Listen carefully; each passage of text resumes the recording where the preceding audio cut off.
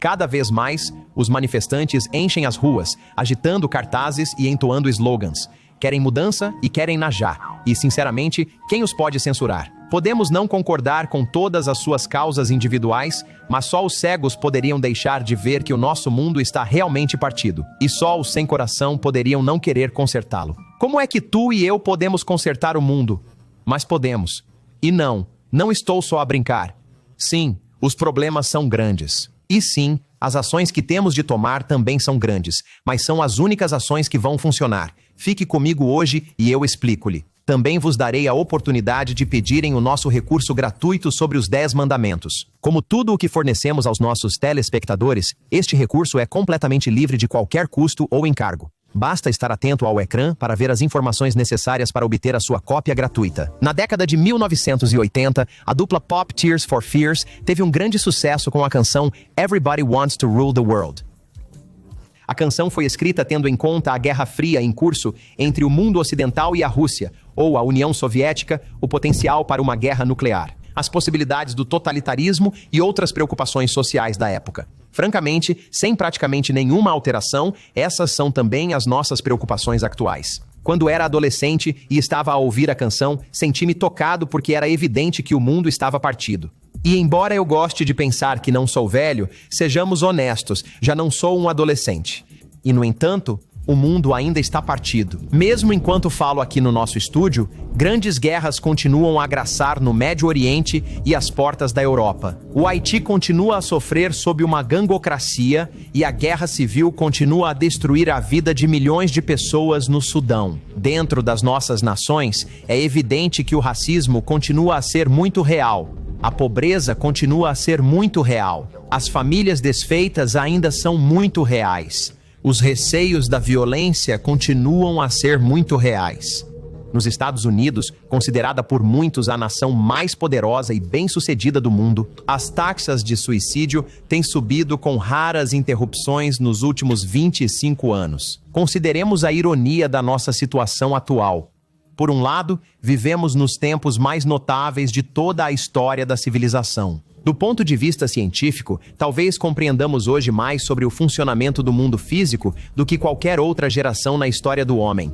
Talvez ainda não saibamos como casar a mecânica quântica e a relatividade geral, mas a compreensão que o homem tem das leis físicas do universo é verdadeiramente espantosa. E o nosso nível de avanço tecnológico ultrapassou níveis que muitos teriam considerado maravilhosos mesmo há 20 anos atrás. Graças à inteligência artificial, estamos a falar com as nossas máquinas como se fossem pessoas, e alguns estão literalmente a desenhar planos para começar colônias em Marte. Deus disse a Daniel que no tempo do fim, o conhecimento aumentaria e aumentou. No entanto, apesar de todo o conhecimento que acumulamos, continua a escapar-nos o conhecimento de como viver realmente uns com os outros. As nossas tentativas de abordar o racismo nos últimos anos tornaram as relações entre as raças ainda piores. As nossas tentativas de expandir a igualdade sexual e de gênero até aos limites das nossas filosofias seculares não fizeram mais do que lançar o sexo e o gênero na mais completa confusão, ao ponto de estarmos a alterar cirurgicamente, quimicamente e de forma irreversível as crianças para parecerem do sexo oposto. A nossa abordagem à sexualidade destinada a maximizar a liberdade humana e a silenciar o julgamento moral está a resultar num mundo de relações desfeitas, corações partidos e famílias desfeitas que parece não beneficiar ninguém a não ser os fabricantes de medicamentos para doenças sexualmente transmissíveis. Mesmo a democracia e as repúblicas democráticas, supostamente o melhor de todos os sistemas políticos, resultam atualmente num caos, uma vez que a estabilidade é atirada pela porta fora e cada nova eleição ameaça trazer um novo partido que passará a maior parte do seu tempo a deitar fora todas as decisões do partido anterior. Todos nós queremos consertar o mundo. O problema é que ninguém parece saber exatamente como o fazer. A realidade do nosso mundo foi bem resumida pelo profeta Isaías no capítulo 59 do seu livro. Eles não conhecem o caminho da paz, e não há justiça nos seus caminhos. Fizeram para si caminhos tortuosos. Quem seguir esse caminho não conhecerá a paz. Por isso a justiça está longe de nós e a retidão não nos alcança. Procuramos a luz, mas há trevas. Procuramos a claridade, mas andamos na escuridão. Tateamos à procura da parede como os cegos e tateamos como se não tivéssemos olhos. Tropeçamos ao meio-dia como ao crepúsculo. Somos como homens mortos em lugares desolados. Se quisermos consertar o mundo, precisamos de alguém que nos mostre como. E o único que realmente se qualifica é o nosso Criador, o projetista da humanidade, o Deus da Bíblia. Há mais de 3 milênios, Deus deu ao seu povo 10 ordens simples, normalmente chamadas os 10 mandamentos. Eles podem ser encontrados em Êxodo 20. Não terás outros deuses diante de mim, não farás para ti imagem de escultura ou ídolo, não tomarás o nome do Senhor teu Deus em vão. Lembra-te do dia de sábado para o santificar. Honrarás o teu pai e a tua mãe. Não matarás, não cometerás adultério, não roubarás, não levantarás falso testemunho contra o teu próximo, não cobiçarás. Estas são mais do que apenas uma lista de regras religiosas para as crianças decorarem para ganharem um prêmio na igreja. São ordens inspiradas do Criador da própria vida, o Criador da humanidade que sabe como devemos viver com Ele e viver uns com os outros. Um olhar atento sobre os 10 mandamentos revela uma estrutura. Repare-se nos primeiros 4 mandamentos sobre não ter outros deuses, não adorar Deus com imagens esculpidas, não usar mal o seu nome. E guardar o seu sábado ao 7º dia tem tudo a ver com a nossa relação com Ele. E os 6 mandamentos que se seguem sobre honrar os pais, não matar, ser sexualmente fiel ao cônjuge, não roubar, não mentir, não cobiçar as coisas do próximo, tem tudo a ver com a nossa relação uns com os outros, aquilo a que a Bíblia chama o nosso próximo. O próprio Jesus Cristo referiu-se a estes 2 grandes objetivos dos 10 mandamentos como os maiores mandamentos da lei de Deus. Vemos isso em Mateus 22, quando alguém se aproxima de Jesus e lhe faz uma pergunta. Mestre, qual é o grande mandamento da lei? Jesus respondeu-lhe: amarás o Senhor teu Deus de todo o teu coração, de toda a tua alma e de todo o teu entendimento. Este é o primeiro e grande mandamento, e o segundo é semelhante a este: amarás o teu próximo como a ti mesmo. Destes 2 mandamentos dependem toda a lei e os profetas. Olha para isto outra vez e depois olha para os 10 mandamentos outra vez. Amarás o Senhor teu Deus e amarás o teu próximo como a ti mesmo. Estes 10 simples mandamentos estão no cerne do modo de vida que Jesus veio exemplificar para a humanidade. De fato, quando um jovem perguntou a Jesus como ter a vida eterna, Jesus disse-lhe: se queres entrar na vida, guarda os mandamentos. De fato, os mandamentos de Deus eram tão importantes para Cristo que mais tarde, o seu amado discípulo João diria o seguinte sobre aqueles que se dizem cristãos: aquele que diz que o conhece e não guarda os seus mandamentos é mentiroso e a verdade não está nele. E isto pode parecer estranho para aqueles que foram educados a pensar que os 10 mandamentos não eram importantes para os cristãos ou que guardar os mandamentos não era necessário para os cristãos, mas é a palavra inspirada da vossa própria Bíblia. E não é preciso meditar muito sobre os mandamentos para perceber que guardá-los alteraria radicalmente todo o nosso mundo para melhor. Por exemplo, considere o impacto de um mundo que abraçasse um modo de vida em que os filhos honrassem o pai e a mãe, como nos diz o 5º mandamento, e em que os cônjuges fossem fiéis um ao outro, como nos é encorajado no 7º mandamento. Imaginem um mundo em que as famílias desfeitas se tornassem uma coisa do passado, um mundo em que as crianças aprendessem a respeitar os mais velhos e os que têm autoridade, em famílias que se comprometessem a permanecer unidas durante todo o tempo. Só com estas mudanças, quão mais próximos estaríamos de um mundo fixo? Mas vá mais longe. Consideremos a simplicidade do 9º mandamento sobre não mentir. Que mudança radical de civilização seria vivida se este valor fosse adotado pelo mundo? E se a honestidade fosse considerada um dos valores mais elevados da sociedade, a ponto de ninguém ousar proferir uma palavra falsa? E se as mentiras não fossem esperadas dos nossos políticos, como são atualmente, mas fossem inauditas? E se fosse possível confiar em tudo o que nos é dito sobre os produtos que pensamos comprar? E se todas as notícias que ouvimos fossem sempre verdadeiras e fiáveis? Se a isso juntarmos o sexto e o oitavo mandamentos, nunca mais teríamos de trancar uma porta, nunca mais teríamos de tirar as chaves do carro, ou sequer precisaríamos de chaves, nunca mais teríamos de nos preocupar com uma criança perdida ou com um beco escuro. As mulheres não precisariam de se preocupar com espaços seguros, porque todos os espaços seriam seguros. Mesmo os primeiros 4 mandamentos, é fácil pensar que não são tão importantes, mas é claro que são.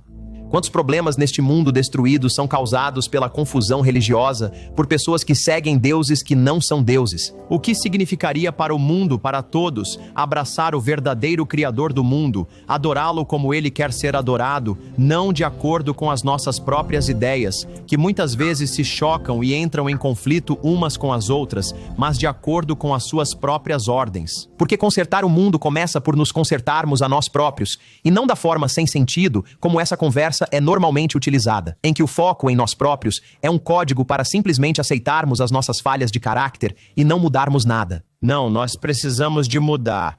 Eu preciso de mudar. Tu precisas de mudar. E mudar o mundo, 99,9999 ou mais por cento do qual está fora do nosso controlo, começa com a mudança da parte minúscula que está sob o nosso controlo. Começa com a sua decisão de mudar a sua vida, a sua família, a sua relação com Deus, o seu Criador, e com Jesus Cristo, o seu Salvador. Essa decisão de mudar, de dar a volta à direção em que está a ir e de seguir uma nova direção, uma direção que o leve para mais perto de Deus em obediência aos seus mandamentos, em vez de continuar a rejeitá-los. Essa decisão de mudar chama-se arrependimento.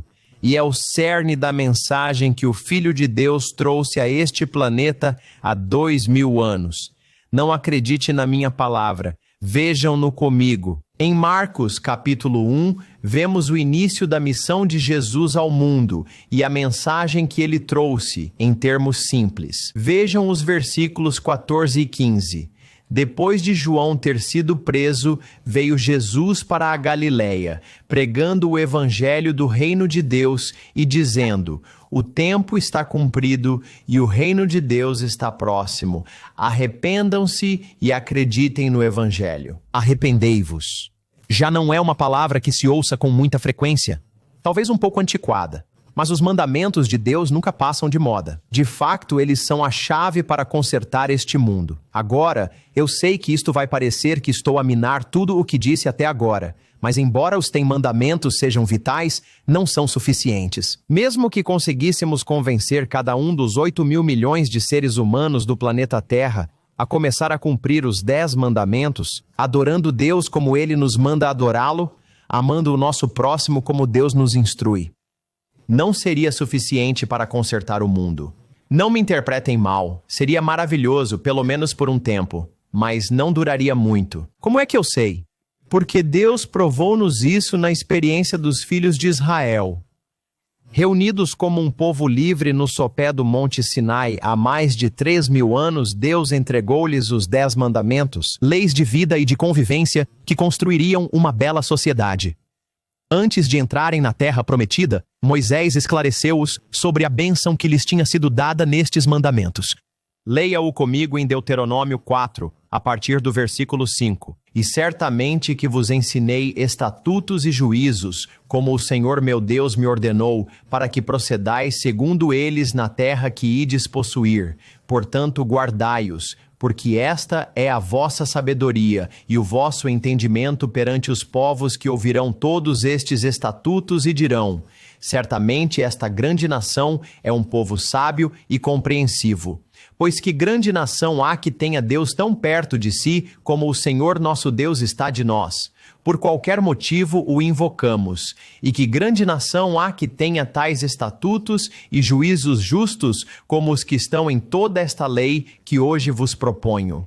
No entanto, a história é clara. Eles não cumpriram essas leis, fizeram convênios e acordos para cumpri-las repetidas vezes, mas depois quebraram-nas uma e outra vez.